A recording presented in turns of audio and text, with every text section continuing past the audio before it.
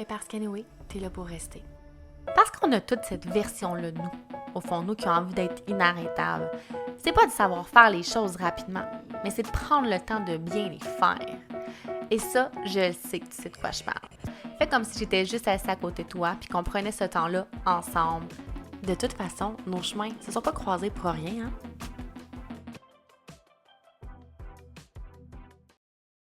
Sur le podcast Inarrêtable. Ça me fait tellement plaisir de t'accueillir aujourd'hui sur le podcast. Je sens que cet épisode-là va parler à énormément de femmes entrepreneurs. Je te laisse te présenter. Je veux que tu me parles de ton parcours, de qu'est-ce qui t'a mené aussi à accompagner les Power Couples. Parce que c'est quelque chose, justement, qu'on travaille énormément en coaching, en accompagnement, hein, ce qui fait en sorte que ça te permet de te propulser aussi en tant qu'entrepreneur quand il y a un bel équilibre dans ta vie de couple. Ah, merci, t'es vraiment fine. C'est vraiment un plaisir pour moi d'être ici à ton podcast. Donc, mon trottier, en fait, nous, ce qu'on fait, c'est qu'on aide les gens à soit vivre dans leur puissance féminine, quand on est des femmes leaders, des femmes d'affaires, etc., pour pouvoir venir avoir une belle danse entre l'énergie féminine et l'énergie masculine, ou encore rendre ça vraiment simple. Tout ce qui est les relations amoureuses, la sexualité, comment que notre sexualité est relié à notre puissance, à notre détermination, à notre créativité, à notre innovation, plein de trucs comme ça. Puis, en fait, j'ai aidé, puis avec maintenant l'entreprise, on est deux maintenant, 542 personnes dans les dernières années à pouvoir créer ça. Fait que c'est vraiment excitant. Puis, on aide les gens à vraiment rendre ça compliqué. Tu sais, les relations, des fois, la sexualité, pas le même désir. Bon, les chicanes par rapport aux finances, deux types de parentalité différents. Comment est-ce qu'on s'harmonise? Comment est-ce qu'on rend tout ce qui est compliqué des relations simple, fluide, facile, le fun? C'est notre expertise. Euh, c'est ce que je fais. Puis, tu avais une autre question aussi. C'était quoi déjà? Oui, en fait, ben, c'est quoi un Power Couple? OK. Un power couple, c'est deux humains qui sont puissants individuellement. Donc, quand tu es puissant individuellement, puis que l'autre personne est puissante individuellement, ça veut dire que tu es souverain, tu es capable d'être une personne entière par toi-même, tu as une belle vie, tu as un bel équilibre, tu as des objectifs, tu sais qui est-ce que tu es, ce que tu veux, ce que tu vaux. C'est quand que ces deux humains-là se relient ensemble, puis qu'ensemble, ça devient une force encore plus grande puis plus forte. Fait que je fais souvent un parallèle. Un couple régulier, c'est comme 10 plus 10, ça fait 20. Lorsque tu deviens un power couple, il y a quelque chose avec la sexualité qui est difficilement explicable en 2 minutes sur un podcast, mais l'effet de puissance qu'on va avoir, puis d'attraction de plein de choses, va être multiplié. Donc, à la place d'être 10 plus 10, ça va devenir 10 fois 10 et ça va devenir 100. Fait que ça veut dire que tu as tellement une source de puissance, de soutien, de motivation, de confiance, de challenge dans ton couple, de passion, d'intimité, de vulnérabilité, de soutien, puis tu as tellement de saveurs différentes dans ce couple-là que vous propulsez mutuellement à vous challenger à être les meilleures versions de vous et de créer des nouveaux sommets qui étaient précédemment inaccessibles parce que vous avez la force de soulever des montagnes. C'est vraiment ça, un power couple. J'ai tellement plein de frissons. Je trouve ça magnifique quand tu l'expliques. Je pense que tout le monde devrait justement se donner la chance de travailler sur son couple pour arriver à atteindre justement ce power couple-là. Ça m'émeut. Je trouve ça magnifique, je trouve ça bien. Je trouve que c'est tellement un accompagnement qui permet aussi d'impacter les enfants, la famille, l'entourage. Donc, bravo de le faire. Bravo aussi pour la croissance que tu as. C'est magnifique. Donc, vraiment, et je veux savoir ton parcours. Qu'est-ce qui t'a mené à vouloir accompagner ces gens-là? En fait, j'ai pas choisi cette vocation-là. C'est une vocation qui m'a choisi.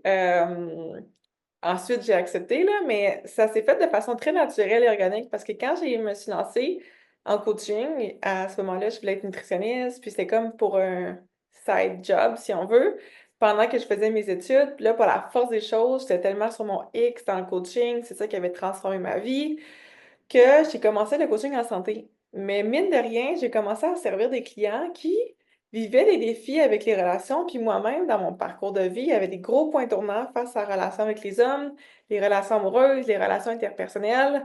Fait que j'ai beaucoup cheminé en lien avec ça. Puis, par la force des choses, j'ai découvert la sexualité consciente.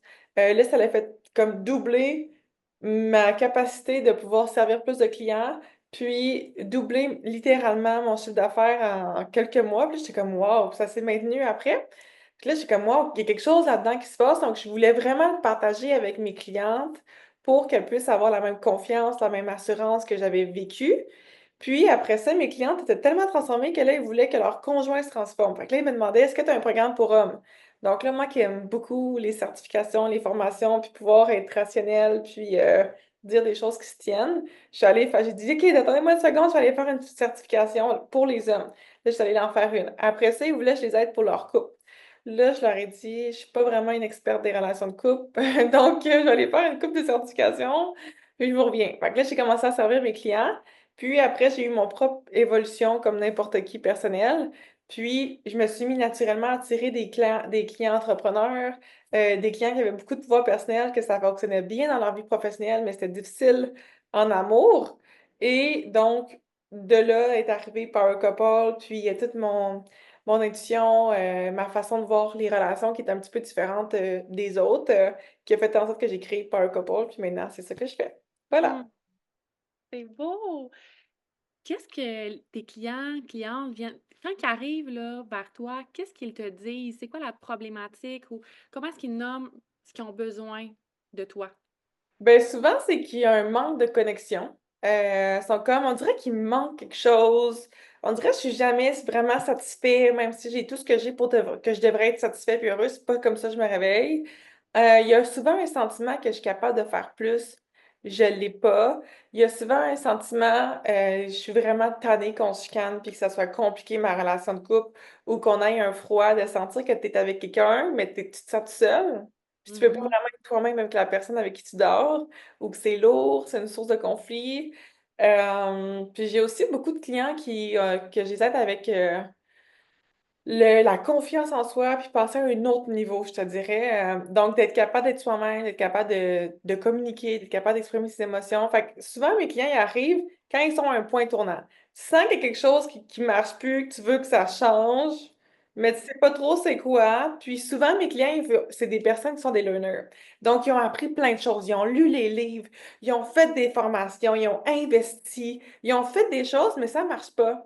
Puis c'est drôle parce que j'ai une cliente la semaine dernière en coaching, elle a dit ça fait 25 ans que j'ai les trucs de développement personnel, mais j'ai l'impression qu'avec toi, j'ai finalement le maîtrisé parce qu'il y a une maîtrise, quelque chose de somatique, d'incarné dans le corps qui se produit quand on fait la démarche ensemble. Donc, je te dirais, c'est ça qui vivent de façon générale, là. Ouais. Mmh, c'est intéressant. Et avec tout ça, c'est quoi la problématique que tu vois le plus souvent? Avec ton œil d'experte, où est-ce que c'est majoritairement du temps là où est-ce que ça bloque? Moi, je pense que les couples, s'il y a une solution là, à avoir pour tout le monde, ma première chose qui me vient, c'est l'incompréhension. Mmh, Et aussi, est-ce que je peux te faire une confidence? Mais là, ça va être dur, ça va être choquant. Es-tu prête pour ça? on est là pour ça, gars. OK. Fait que là, ce qui va être choquant, c'est que les gens vivent beaucoup me, myself and I. Mmh. Mais ça, c'est comme, oui, tes besoins sont importants, oui, tes désirs sont importants, oui, oui, t'es une personne importante, et les autres sont aussi importants. Puis on vit tellement dans une société égocentrique de façon générale, pas tout le monde évidemment, Mmh. que on oublie un peu comment être en relation avec les autres. Moi, j'aime beaucoup préconiser, pourquoi tu ferais pas le extra step? Pourquoi tu ferais pas le extra step de faire sentir quelqu'un valorisé, confiant aujourd'hui? Pourquoi t'attends qu'on te le donne, mais que toi, tu le donnes pas facilement aux autres? Fait que ça, c'est comme des choses comme ça. Fait que je pense que si on prenait le temps d'avoir plus d'humilité, moins d'ego, plus d'ouverture, moins de besoin d'avoir raison, on aurait vraiment des meilleures relations de couple et des meilleures relations de façon globale et générale. Fait que pour un truc qui va changer toute la game en relation, c'est moi, je vis ça. L'autre, qu'est-ce qu'il peut vivre? Juste de prendre en considération, se mettre dans l'empathie dans les souliers de l'autre. Il doit vivre des choses aussi, parce que toi, tu as des blessures, l'autre a des blessures. Là, on n'arrive pas à se comprendre. Mais c'est sûr qu'il y a quelque chose qu'on peut découvrir de ça. Fait que ce serait mon premier point. Mon deuxième point, ça serait d'être vraiment curieux de faire le cheminement sur soi d'abord et avant tout par amour de soi. Donc, c'est comme on réduit les attentes d'un partenaire amoureux, on réduit les attentes des autres, puis on prend la responsabilité de nous devenir la meilleure version de nous prendre soin de ce qu'on a de besoin. Donc, disons, par exemple, en relation, on va avoir des besoins qui vont être prioritaires, des besoins qui vont être secondaires.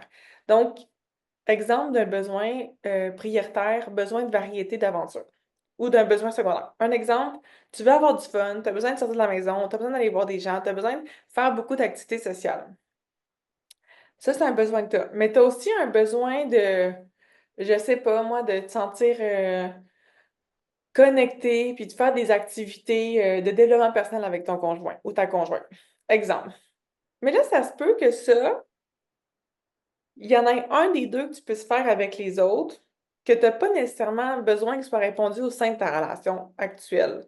Donc, nous, ce qu'on voudrait voir, c'est qu'est-ce qui est vraiment impératif qu'il soit dans ta relation amoureuse, puis qu'est-ce qui est secondaire, qui peut être comblé dans d'autres types de relations. Parce qu'on va souvent mettre beaucoup de pression sur un partenaire amoureux d'être d'une certaine façon, alors que l'objectif d'être en relation, c'est d'être curieux de voir qui est cette personne-là, puis qu'est-ce que cette personne-là me démontre qu'elle est. Puis, est-ce que ce qu'elle me démontre qu'elle est, c'est satisfaisant pour moi? Est-ce que c'est ça que je souhaite? Mmh. Est-ce que c'est aligné avec qui je suis? Où est-ce que je m'en vais? Ouais, je le vois un peu comme si on était 2. Je vois l'image dans ma tête, là, gars, je la partage, mais je vois vraiment comme une bulle où est-ce que toi, tu apprends à être bien dans ta bulle, où est-ce qu'elle est légère ta bulle et non pas comme figée au sol, lourde, puis c'est difficile. Puis que tranquillement, toi, tu travailles pour qu'elle s'élève, cette bulle-là.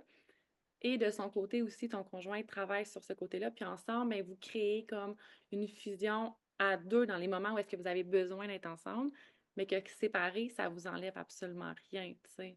Exact, puis ça forme l'infini parce qu'il y a une troisième entité qui se Oui. crée, c'est la bulle du power couple. C'est pour ça que des fois, il y a des couples qui rentrent et comme ah, qu'est-ce qu'ils ont eux? Mais eux, ils ont créé des trucs comme la sécurité émotionnelle, comme une sexualité partagée, comme plein de choses importantes qui est important à adresser. Puis si on n'a pas de libido, moi j'aime souvent dire s'il y a un défi avec la libido, c'est qu'il y a un défi avec autre chose, mais qui n'est pas nécessairement donné. Je te donne un exemple. Hier, j'avais une rencontre avec une amie, puis j'ai raconté qu'il y avait une situation spécifique qui m'avait dérangée par rapport à un billet d'avion. Mais là, en parlant, je suis quand même une humaine. Des fois, je me vois pas toujours dans mes angles morts. C'est venu me chercher dans une blessure profonde. Fait que là, quand je raconte ma situation avec un billet d'avion, je me dis, parce que je connais l'intervention, je me dis, ça n'a pas rapport avec le billet d'avion. Ça, c'est la situation en surface qui m'illustre un enjeu plus profond au niveau de la relation puis de la dynamique relationnelle que je souhaite plus composer avec. Donc, c'est quoi le réel enjeu? Et là, j'ai pu le voir. Fait que c'est ça. Donc, c'est ça les couples. C'est comme si tu vas vivre une frustration, saute pas sur le billet d'avion, essaie de comprendre c'est quoi qu'il y avait en dessous de ça, c'est quoi qui m'a vraiment dérangé de ça, c'est quoi que Ouais. ça pointe au fond de moi. Puis ensuite, quand tu vis ça, mais partage avec ton ou ta partenaire amoureuse pour savoir comment est-ce qu'on peut avoir, c'est comment que tu as vu ça? Parce que on a vécu cette situation-là, mise en contexte, moi, ça m'a fait telle chose. Et moi, la façon que j'aurais aimé que ça se produise, ça serait plus une de ces trois options-là. Option un, option 2, option 3, de façon très précise. Qu'est-ce Mhm. que toi, tu as vécu, puis comment que toi, tu verrais ça? Comment qu'on peut trouver une solution en équipe? Simple comme ça. Oui, ben oui, totalement. Puis ça prend beaucoup, en fait, je te pose la question, qu'est-ce que ça prend pour arriver à faire ce travail-là sur soi? Parce que c'est quand même des sujets tabous, des sujets où est-ce qu'on se met dans une position vulnérable, où est-ce qu'on aborde justement ces faiblesses-là, ces points améliorés, ces blessures-là. Donc, qu'est-ce que ça prend pour dire, OK, là, je suis prête à faire ce travail-là, tu sais? Hum. La première chose, ça serait de l'humilité. Donc, les parties vulnérables, on doit avoir de l'humilité de savoir que toi, t'es pas parfaite. Moi, je suis pas parfaite. On va faire des erreurs, puis ça va être correct. On va se relever, puis ça va être vraiment parfait. Donc, la première chose, ça serait ça, mais aussi beaucoup d'autocompassion. Compassion pour soi, compassion pour l'autre, qui va naturellement découler une certaine sécurité émotionnelle. Donc, la sécurité émotionnelle, c'est de savoir que, un peu comme on voudrait la sécurité physique, c'est-à-dire pas se sentir en danger, c'est plus de sentir si je m'exprime avec toi, je vais pas me sentir jugée. Et toi, tu es exceptionnel, Vicky, pour créer de la sécurité émotionnelle parce que mes standards de sécurité émotionnelle sont là. Puis, tu es une des seules personnes avec qui je me suis vraiment ouverte à 100% quand on a fait une retraite ensemble. Fait que pour ceux qui connaissent Vicky, level up pour ça, vraiment, c'est super important. Donc, qu'est-ce qui va favoriser ça. L'empathie, l'écoute, faire sentir qu'il y a pas de jugement pour l'autre, faire sentir que l'autre est important pour toi, vouloir voir le meilleur de l'autre, puis sincèrement avoir un désir, de l'aider, être vraiment curieux de qui est cette personne-là, voir le meilleur de cette personne-là. Donc quand tu développes ces nouveaux, cette compassion-là, cette sécurité, cette écoute-là avec toi, dans ta propre bulle, comme tu viens de le mentionner, ensuite tu peux le créer avec l'autre et là, ça devient de plus en plus simple et harmonieux et facile d'être en Mmh. relation. J'ai une question qui me traverse dans la tête, puis probablement qu'il y a un auditeur qui se pose cette question-là, fait que je vais la poser. Est-ce qu'il y a un moment où est-ce que c'est idéal de commencer ce processus-là avec toi? Puis là, j'ai comme 2 sous-questions. On commence ça au début de notre relation? Est-ce qu'après 30 ans de relation, il est trop tard?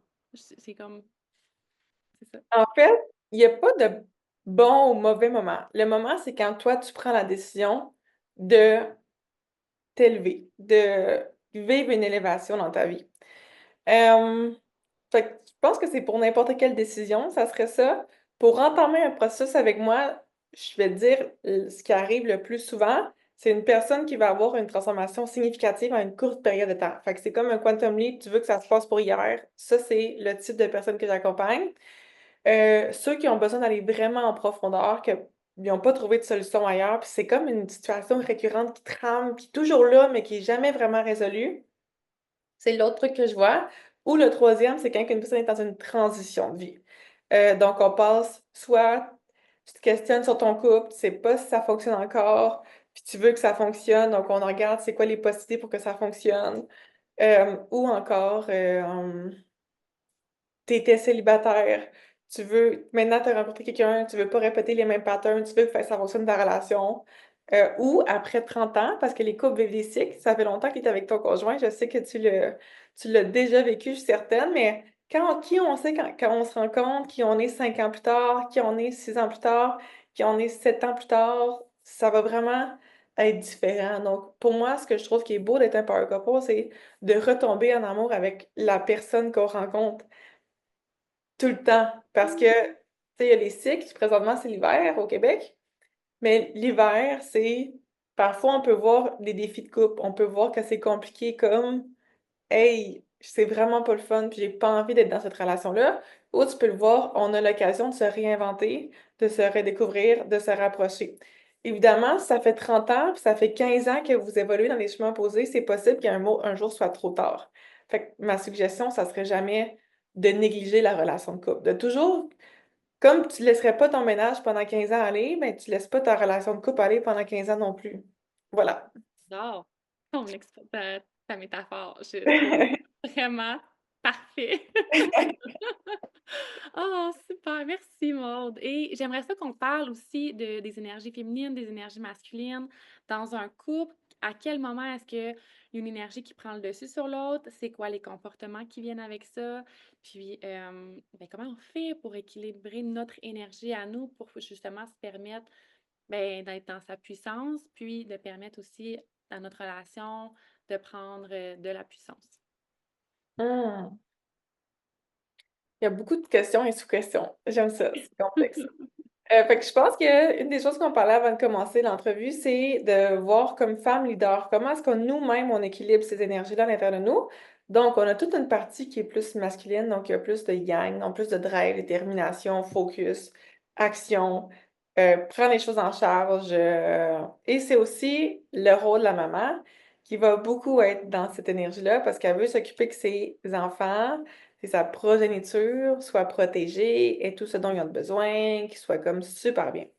Puis ensuite, il y a l'énergie féminine, celle-là qui est capable de se laisser aller, qui est comme assise dans le vent, comme la bohème un peu plus. Elle est créative, elle aime ça être sensible, pas avoir de plan, la spontanéité, on laisse aller le flow.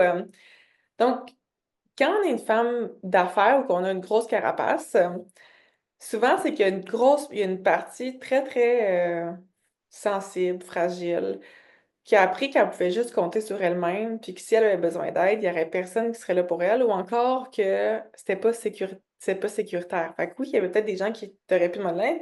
Là, ici, on parle pas nécessairement juste de sécurité émotionnelle. C'est peut-être lié à des abus, c'est peut-être lié à de la violence. C'est peut-être lié à plein de choses. Fait que ça, c'est important de réaliser qu'il y a personne qui se crée une carapace juste pour le fun. Ça n'arrive pas. C'est un mécanisme d'adaptation puis de survie. Puis, on veut travailler qu'avec un psychothérapeute dans un cas similaire pour pouvoir défaire ça.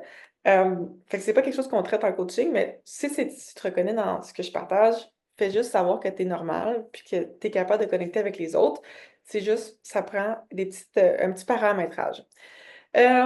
Ensuite, l'autre sous-question. Fait que nous, ce qu'on veut, c'est qu'en tant que femme, tu as besoin d'équilibrer c'est quoi qui est requis dans ma vie professionnelle. Donc, disons par exemple que tu as beaucoup de créativité, mais là, tu as besoin d'exécuter des tâches qui sont plus exécutives, répondre à des courriels, donner des directives à une équipe, etc. Mais là, tu as besoin de plus en énergie yang. Fait que moi, ce que j'aime faire, c'est il a traqué son cycle qui est vraiment incroyable pour pouvoir vivre dans sa puissance féminine, mais quand c'est pas possible, on fait une séquence d'action pour aller vers là. Maintenant, si on veut créer un power couple de rêve, ça veut dire qu'on veut que la femme soit dans son énergie féminine puis que l'homme soit dans son énergie masculine. Parce que des fois, on voit des couples que c'est inversé. C'est comme c'est la femme qui castre un peu le conjoint, puis le conjoint suit, puis il n'y a pas vraiment son mot à dire. Parfois, c'est après les Un enfants. exemple de ça. Vas-y. J'aimerais ça que tu donnes un exemple de style de comportement ou des, genre, des symptômes ou des mots que tu entends de tes clientes euh, qui fait en Ben, sorte que l'énergie. c'est comme plus, on dirait que c'est pas, c'est comme si la femme, elle va trouver que son chum est donc incompétent. Genre, bon, il a pas vidé les affaires dans le fond de l'évier. Bon, là, il fallait faire ça pour Florence, puis il l'a pas fait encore. Ou des choses comme ça, versus reconnaître ce que lui, il fait. Fait que la femme va dire quoi faire à l'homme, elle va lui donner des ordres. Genre, là, il faut que tu fasses ci, là, il faut que tu fasses ça, là, appelle à l'école pour telle chose. Fait qu'elle va devenir un peu comme, c'est comme si l'enfant va devenir une charge. Tu vas sentir que tu as une charge supplémentaire si tu as un peu castré ton chum, puis qu'il a fait ça. Mais des fois, c'est une dynamique qui joue à deux, hein? Fait que parfois, il y a des raisons valables de le faire, mais l'objectif dans une relation de couple, c'est d'avoir un partenaire amoureux et d'être des parents, c'est d'avoir un partenaire pour élever les enfants ensemble. Donc, si tu te reconnais là-dedans, ben, fais juste laisser son chum vivre les conséquences. Je te donne un exemple. Je voulais juste être sûre que tu puisses participer toi aussi parce que en allant sur mon site internet et en t'inscrivant au concours, tu peux gagner une séance d'hypno-coaching complètement gratuit. Fait que c'est le temps si tu as envie d'essayer puis ça fait longtemps que tu me suis. Vas-y t'inscrire. Tous les détails sont dans la légende. Hey, bonne écoute! J'avais une cliente quand on a eu une discussion par rapport à ça, puis il partait en vacances pendant une couple de jours euh, avec les enfants. Puis là, elle était super occupée au travail. Normalement, c'est toujours elle qui s'occupe des valises des enfants parce que on le sait bien. Puis là, je sais pas si on voit par vidéo, mais je fais des guillemets. Oui. C'est sûr qu'il va manquer des choses dans la valise des enfants si c'est le chum qui le fait. Elle n'avait pas le temps. Puis elle voulait plus être celle qui dirige la relation de couple. Donc là, on a discuté ensemble. Donc on a réfléchi. Disons dans le pire des cas, là, tu contrôles pas la situation parce qu'il y a beaucoup de contrôle là-dedans. Puis le contrôle, ça se permet de se sentir en sécurité. Disons que tu contrôles pas la situation, que vous vous rendez, il me semble que c'était à Bromont pour leurs petites vacances de 4 jours. Puis il manque quelque chose aux enfants. C'est quoi le pire scénario qui va arriver? Là, on a parlé ensemble. Elle dit, ben, au pire, on va aller en acheter quelque chose qui va manquer au magasin à Bromont. Je lui dis, est-ce que tu es capable de vivre avec ça? Penses-tu que ça va te créer de l'anxiété là, totale qui manque ça pour tes enfants? Elle a dit, non, d'après moi, ça devrait être correct. Fait que là, ils sont allés à Bromont. Et là, il manquait des maillots de bain. Mais le conjoint, il a pris pour la prochaine fois. Donc là, après ça, ils sont repartis une autre fois en voyage. Il me semble que ça fait un mois ou deux. Puis là, il s'en est souvenu parce qu'il s'est responsabilisé. C'est un peu comme quand tu élèves un enfant. J'ai pas d'enfant, mais j'imagine qu'élever un enfant, c'est que tu veux le rendre autonome comme adulte. Donc, si tu fais tout pour lui, t'es pas capable de voir, t'es pas capable de lui montrer comment être un adulte responsable et autonome qui vit les conséquences de ses actions. Donc, si tu fais ça pour ton conjoint parce que tu vis de l'anxiété, puis tu projettes ton anxiété sur lui, puis tu veux être en contrôle, tu n'es pas en train de permettre à ton conjoint de se réaliser, puis d'être le père que tu veux vraiment qu'il soit. Fait que moi, je suggérerais plutôt de l'encouragement. Hey, merci chérie d'être allée chercher les enfants à l'école. Hey, tu as pris l'initiative du souper. Je suis vraiment contente. Et là, mesdames, faites attention. Si c'est pas fait à votre façon, c'est normal, parce que c'est pas vous qui l'avez fait. Donc, on fait juste avoir de la gratitude que ça a été enlevé de votre liste de responsabilités et que même si c'était pas fait à votre façon, c'est fantastique quand même. Donc, je te Ex dirais, ça serait un exemple de ce qui peut arriver.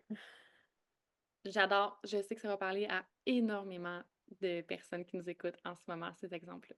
Puis j'ai envie d'ajouter quelque chose. Souvent, on pense au coup, quand on fait ces comportements-là, c'est qu'on veut être en contrôle parce qu'on a peur qu'il arrive quelque chose, une conséquence négative qu'on va éviter. Sauf que la conséquence négative qu'on voit pas, qu'on vit à tous les jours, c'est qu'on n'a pas de libido, Oui. qu'on se sent fatigué, brûlé comme femme, qu'on en a beaucoup sur les épaules, puis qu'on se sent épuisé, Mhm. qu'on n'a plus de connexion avec notre chum, qu'on se sent seul souvent, comme si on était le seul à porter le poids de la famille, qu'on se remet en question face à notre relation amoureuse. Fait que moi, Du je courriel me aussi, dis il y a énormément de frustration par rapport à ça, là. C'est exact, il y a une grosse, il y a beaucoup d'attentes puis de déception face aux demandes que tu vas faire, tu sais, ou d'appréhension ou d'espoir que tu espères donc qu'il fasse quelque chose parce que Colin, il a passé en avant de la poubelle est pleine, il a mis quoi dedans, mais finalement, il est pas allé la sortir, mais tu le sais que c'est toi qui vas le faire automatiquement, tu sais. Ça, c'est énormément frustrant. Je comprends. exact. Donc, si on a un couple, fait que t'as nommé des points importants. Mhm. Si on a un couple digne d'un un power couple, c'est une culture de responsabilisation. Ça veut dire quoi? Ça veut dire, si je, disons, toi, on est en relation, Vicky, puis tu me dis, Maude, euh, t'as fait telle chose, t'as jugé ça, puis ça m'a fait sentir de telle façon, puis dans ma façon de m'exprimer avec toi, c'est vrai que j'étais ce que tu me nommes que j'étais. Mhm. Responsabiliser, ça veut dire: «Je suis vraiment désolée Vicky, tu as raison, j'ai fait ça. Je vais corriger ma façon d'être pour qu'on puisse viser l'excellence ensemble. Fait que dans le futur, je le referai plus et je me responsabilise de ne plus faire ça. C'est terminé. Voici mon nouveau comportement».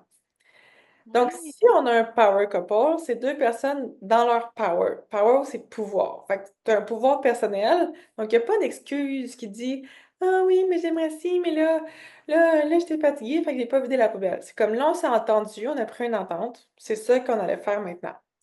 Donc, on a une date hebdomadaire comme couple, ça dure 15 minutes.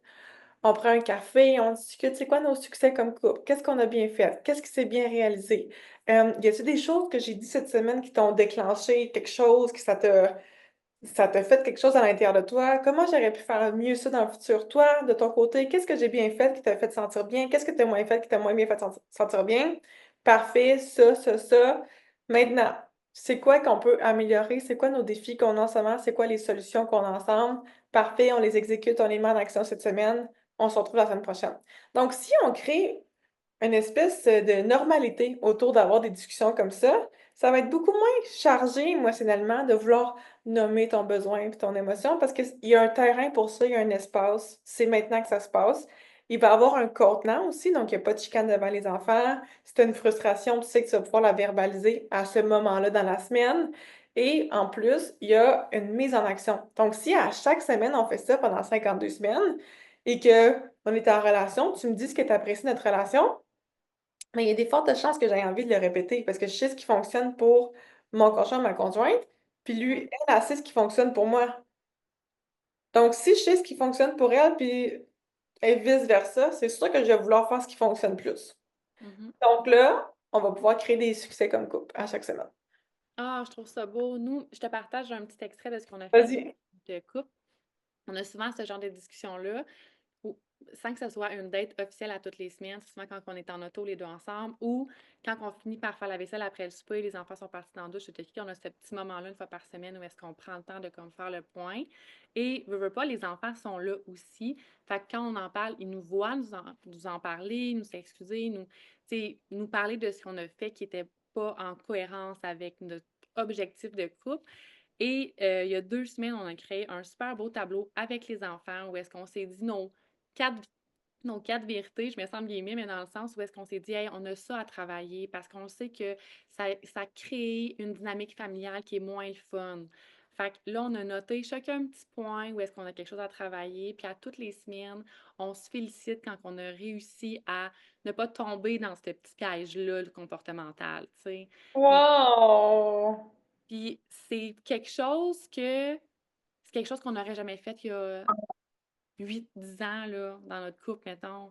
Mais parce qu'on a travaillé sur soi, on a réussi à le faire. Fait que je suis contente que tu aies fait je- toutes ces explications-là, puis j'ai envie de nommer justement le fait que c'est possible de travailler comme ça, puis que ça fasse des beaux résultats, qu'on soit capable de s'ouvrir sur ben, nos vulnérabilités, d'accueillir en toute humilité, comme tu l'as nommé dans le début du podcast, puis dernièrement aussi, parce que ça prend énormément ça, tu sais, d'être capable Tellement. d'être humble envers soi-même, puis de dire, hey, je suis pas parfaite, tu sais. Oh, super. Puis c'est drôle, premièrement, je te célèbre, Vicky, parce qu'en plus, tu as créé cette culture-là pour les enfants, puis pour la famille. Fait qu'eux, imagine le cadeau que tu leur fais de savoir ça fait partie de la vie, il y a des choses à améliorer, il n'y a pas de mal à ça. C'est tellement un beau cadeau à leur faire, je trouve ça vraiment inspirant. C'est vraiment fidèle à toi-même.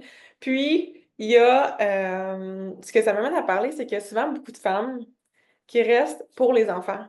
Rester dans le couple pour les enfants, parce que ci, parce que ça.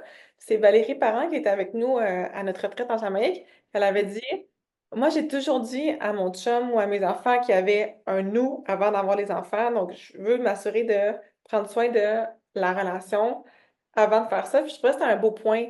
Parce que parfois, les femmes, ils pensent qu'ils rendent service de rester avec le père ou de s'oublier pour se sacrifier pour la famille. Ouais. Mais avez-vous déjà réfléchi au modèle que vous faites pour vos enfants? Parce que les enfants apprennent beaucoup par imitation de modèles, ils vont répliquer ce qu'ils ont vu.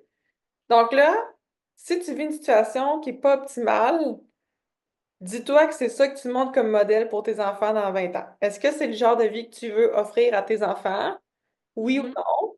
Si c'est oui, continue. Si c'est non, qu'est-ce que tu peux faire pour que ça s'améliore?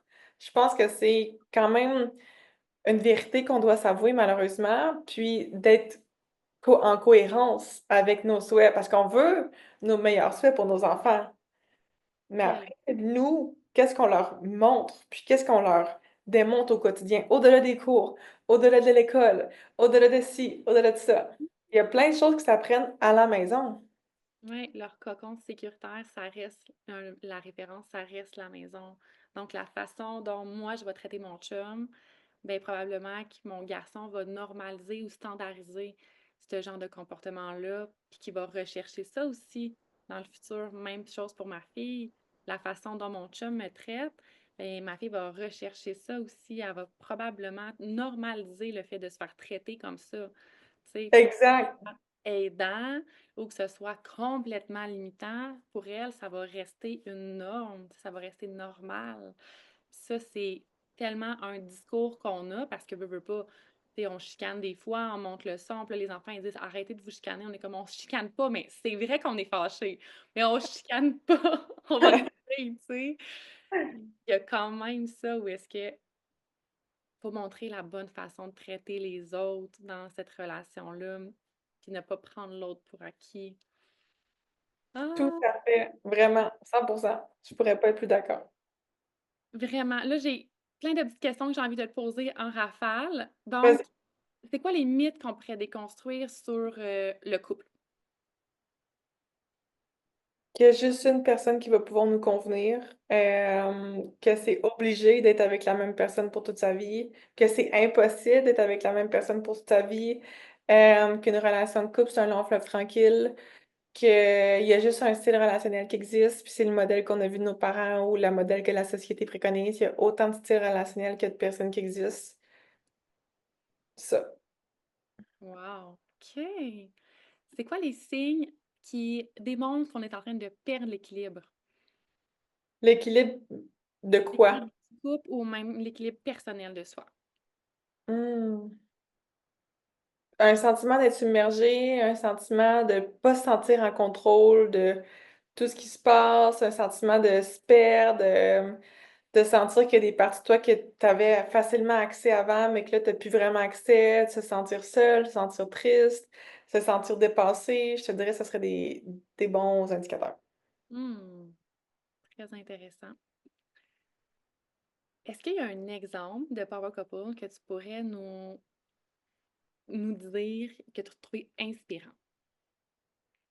Oui, j'en ai plusieurs d'ailleurs. J'ai un couple que j'ai servi En fait, j'en ai plein. Je suis comme, ben là, c'est sûr, j'en ai qu'un coach plein des power couples.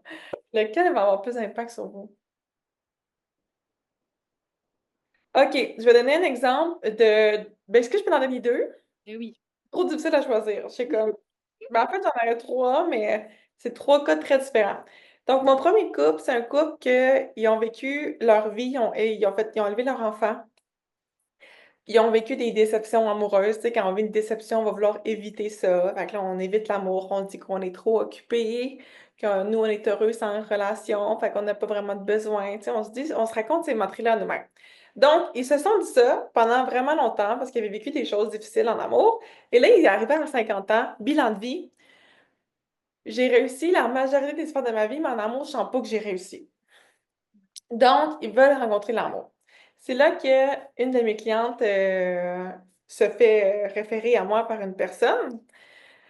Puis, on commence à travailler ensemble. En 2 semaines, elle rencontre mon client, l'homme qui deviendra mon client 2 ans plus tard. Puis là, finalement, on a travaillé sur elle parce qu'elle bloquait l'amour au niveau du système nerveux. Ils ont rencontré l'amour. Puis, eux, ce que je trouve qui est vraiment fascinant, c'est qu'il y avait beaucoup de blessures, puis beaucoup de trucs. Puis, ils ont failli se laisser, là, au moins 6 ans. C'est pas 6 ans, 6 fois sur. Là, ça fait 5 ans qu'ils sont ensemble, sûrement. Puis, ils vont se marier en plus, tellement que c'est. Mais ils ont failli se laisser parce qu'une dynamique de power couple, ça fait en sorte que tes plus grands défis, tes plus grandes blessures sont menées à la surface. Donc, quand tu vas vers l'intimité, tu sais, c'est le fun, l'amour, parce qu'on aime ça, la sécurité émotionnelle, mais ce qu'on réalise pas, c'est que c'est déstabilisant. On perd nos repères, on perd ce qu'on connaissait. Faut qu'on en crée des nouveaux. Ça ouvre à, oui, j'aime beaucoup, mais je peux perdre aussi ça d'un coup que ça part un jour, comment je me sens. Donc, quand on a vécu, dépendamment de son style d'attachement, dépendamment de son passé, dépendamment de son histoire, chaque individu est différent. Mais quand on vit des périodes de croissance, de résolution vers un plus grand amour plus profond, c'est souvent précédé vers des breaking points comme ça qu'ils ont vécu. Donc aujourd'hui, ils sont in love, là, ils vont se marier, ils sont super contents, là, ils vont avoir leurs premiers petits-enfants, ils sont super heureux, puis ils sentent vraiment que leur vie est complète. Ils ont même fait leur plan de retraite ensemble. Donc ça serait un exemple de power couple. Puis ce que je trouve qui est beau, c'est que ces deux-là s'adorent, sont tellement en amour un avec l'autre, ils peuvent tout se dire, ils peuvent tout faire ensemble, ils sont complices, ils sont drôles, ils ont des intérêts similaires, ils ont des intérêts différents. Elle se réalise professionnellement, elle a ses propres amis, ses propres trucs. Lui, c'est pareil de son côté. Ils ont recréé une nouvelle famille recomposée avec leurs enfants qui sont adultes, évidemment. Puis, et c'est comme il y a un sentiment d'admiration, d'engagement dans leur couple, mais le sentiment d'être vraiment des bonnes personnes puis de vouloir faire la différence partout où ils vont, je trouve qu'ils dégagent vraiment un power couple parce que quand tu les vois rentrer dans une pièce ensemble, c'est un power couple. Exemple 1. Exemple 2, un autre couple qu'eux, ça faisait 23 ans qu'ils étaient ensemble, 16 ans de mariage.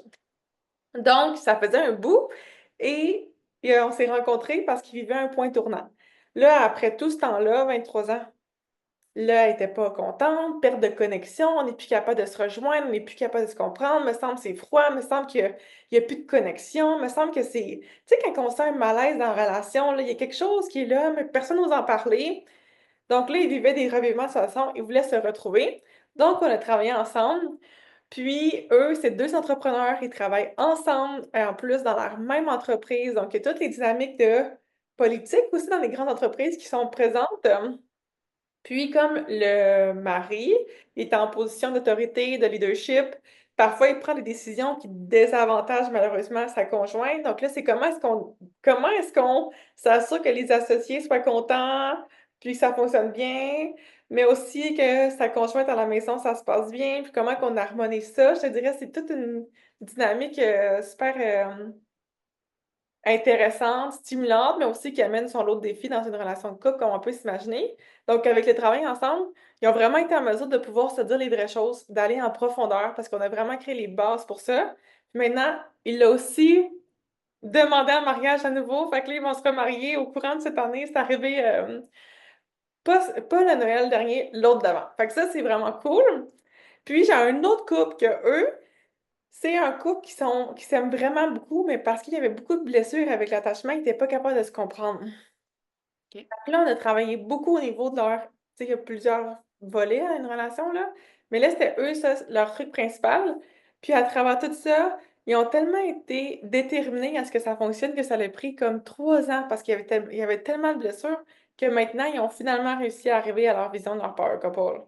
Donc ça, je trouve ça vraiment inspirant parce que un des principes du power couple, c'est de maintenir l'engagement même dans les moments difficiles. Puis après 3 ans, ils sont finalement arrivés. Fait que je trouve ça vraiment admirable, leur détermination. Wow! Voilà, Vraiment!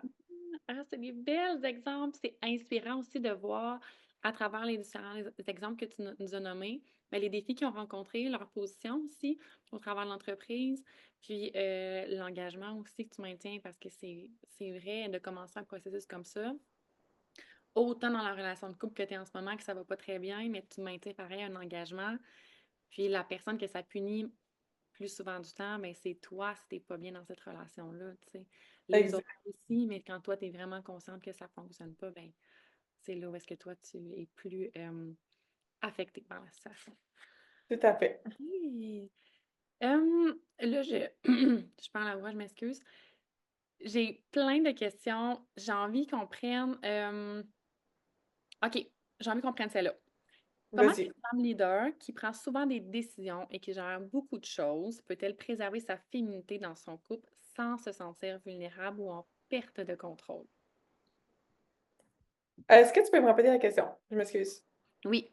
Comment est-ce qu'une femme leader qui prend des décisions, qui gère beaucoup de choses, elle peut préserver sa féminité dans son couple en tant que personne aussi, sans nécessairement perdre quelque chose ou perdre le contrôle? OK, ben, ça, c'est vraiment important de pouvoir harmoniser les différentes parties de nous. Et donc, quand je fais référence à harmoniser les différentes parties de nous, c'est que chaque individu est composé de plein de parties qui forment, par exemple, Maude ou Vicky. Donc, c'est comme s'il faut que tu apprennes à savoir quelle partie de toi est nécessaire dans quelle sphère de ta vie? Donc, c'est comme si tu portes un chapeau. Les parties, c'est le fun, c'est comme des chapeaux. Fait que, par exemple, aujourd'hui, tu vois, j'ai des boucles d'oreilles. Mais là, aujourd'hui, je savais que j'avais besoin d'être mode, qui est sociale, qui est dynamique, qui a du plaisir à connecter, que c'est le fun. Mais en vérité, présentement, je suis dans ma phase de menstruation, donc quand je suis dans cette phase-là, j'ai plus tendance à vouloir être dans ma bulle, faire mes petits fichiers Excel, avoir du fun, gérer mes affaires, déléguer. C'est ça que j'ai plus de facilité à faire. Fait que c'est comme comment est-ce que je joue avec ce que j'ai à l'intérieur de moi, que je vais chercher consciemment ce que j'ai de besoin. Fait que moi, j'utilise un encre comme des encres physiques pour me ramener, OK, c'est laquelle la partie qu'on a besoin aujourd'hui pour pouvoir faire la tâche qui est nécessaire. Parce que parfois, on n'a pas nécessairement le choix de changer tout notre horaire pour que ça fitte avec son énergie. C'est comme, il y a des choses à faire, on les fait, etc. Donc, comment on fait pour faire ça? C'est que d'abord, dans une relation de couple, on veut que toutes tes parties soient acceptées, soient là. On veut pas que tu laisses une partie dans le garde-robe. C'est comme, on s'est choisi. Donc, je fais envie Ah! de pouvoir être moi-même, puis de pouvoir être acceptée pour qui je suis. Puis ça, c'est dans toutes les relations de toute façon. Si on peut pas être accepté pour qui on est, c'est quand même très important d'être accepté. Donc, comment est-ce qu'on crée l'équilibre? C'est qu'il y a la partie de nous qui aime l'attachement, qui a besoin d'énergie féminine, il y a la partie de nous qui a plus de sexualité, qui a plus de drive, de motivation, puis il y a évidemment notre esprit qui contient tout ça. C'est de savoir quelle partie de nous on utilise à quel moment, puis qu'on jongle avec ça, à droite, à gauche, en haut, en bas. Fait que c'est comme une explication complexe. C'est très complexe pour dire comment on le fait, mais je peux donner un exemple concret à faire. Disons, tu es habitué d'être dans ta tête, tu donnes des directives, tu es dans ton rôle, ta liste de tâches. Je suis sûre que tu as une longue liste de tâches en ayant des enfants, puis les responsabilités qui viennent avec ça et une entreprise. Dans ta journée, tu es dans ta tête, tu fais ta liste de tâches, c'est plus un mode que j'appelle exécutif. Tu fais Mhm. ça. Mais c'est pas ce mode-là qui va te permettre d'avoir une connexion sincère avec ton conjoint ou tes enfants par la suite. Donc, nous, ce qu'on voudrait, c'est prendre un moment, par exemple, pour fermer tes yeux, te connecter avec ton cœur, faire peut-être une coupe de respiration consciente ou de la cohérence cardiaque, ou ma méthode préférée, un shake-off et de la danse. Donc, à la fin de la journée, tu fais comme juste une petite danse, tu vas prendre une marche, tu fais quelque chose pour sortir de ta tête et entrer dans ton corps. Donc, ça fait un pont, une transition entre les 2 activités. Ça peut être la musique, ça peut être quelque chose comme les boucles d'oreilles, qui est un ancre plus physique pour savoir: «OK, maintenant, là, j'active ma partie de moi qui est dans mon corps, dans mon flow, dans ma créativité, dans ma féminité». Comme ça, tu es plus en contrôle de ce que tu as de besoin, tu es capable de le chercher selon le besoin. Évidemment, il y a rien de parfait, il faut qu'on s'habitue à toutes les différents, cycles. Puis après ça, je dirais, si on est une femme qui est habituée d'avoir une grosse carapace ou d'être beaucoup dans sa tête, d'être une femme leader, puis qu'on n'a jamais appris à danser entre la féminité, la sensibilité, puis la direction, le focus, la drive, faut qu'on fasse un changement de repère. C'est comme si tu as appris à conduire avec une Honda Civic et là, tu es rendu avec une BMW. Ça se conduit, c'est 2 véhicules, mais ils se conduisent pas nécessairement de la même façon. Si tu un véhicule, par exemple, un VUS ou une petite voiture ou un gros truck ou une motoneige, tout requiert un certain mode de pilotage différent. Donc, ça serait d'apprendre ce nouveau mode de pilotage-là et les repères internes associés, parce qu'on va sentir qu'on perd le contrôle quand nos repères sont en train de changer. Mais c'est pas parce qu'on a un repère que c'est un bon repère. Disons, par exemple, tu as un repère d'être jamais apprécié en relation, c'est pas un repère que tu devrais préserver. C'est correct de le laisser aller pour en développer un nouveau repère. Quand je rencontre les gens, on m'apprécie, puis je rencontre généralement des gens avec qui ça coule fluidement. Ça serait un nouveau repère qu'on voudrait développer. Mmh. C'est vraiment intéressant. Puis je fais du pouce un peu sur ce que tu as dit parce que d'apprendre à être dans son corps avec les outils que tu as donnés aussi, c'est un moyen de se reconnecter, mais aussi d'être à l'écoute au moment où est-ce que tu crées cette déconnexion-là, que tu n'es plus nécessairement à l'écoute de tes besoins. Donc, d'être plus à l'écoute, d'être plus attentive, d'en prendre soin aussi de ces besoins-là, d'être beaucoup plus en observation aussi de l'autre, de ce qu'il ressent, son non-verbal, la façon dont ce qu'il va dégager, puis ouais, d'être vraiment dans cet accueil-là de recevoir. C'est de savoir Exact. quelqu'un aussi qui peut combler ce besoin-là, puis qui peut venir t'aider à redescendre, puis rééquilibrer le tout. C'est ça, exact. Puis, tu sais, là, on parle ensemble de connecter avec son cœur, ses émotions, mais c'est possible pour certains d'entre vous qui nous écoutent que même juste entendre votre cœur ou ressentir des choses dans votre corps, ça soit une grande zone de croissance. Donc, avant d'arriver à danser avec toutes nos parties, on doit faire le chemin préliminaire qui est requis. Donc, chaque personne part d'un point A pour se rendre au point Z. Donc, je dirais que c'est du cas par cas aussi. Ouais. Oh, wow! Maude, je suis tellement honorée et contente de t'avoir reçue sur le podcast. Je sens que ça va transformer honnêtement la perception des femmes dans leur couple, dans leur intimité personnelle aussi, d'apprendre à se redécouvrir. Ça donne énormément d'espoir aussi, hein, dans la façon dont on peut faire ce cheminement-là. C'est possible de le faire aussi. Tu es pas un cas perdu.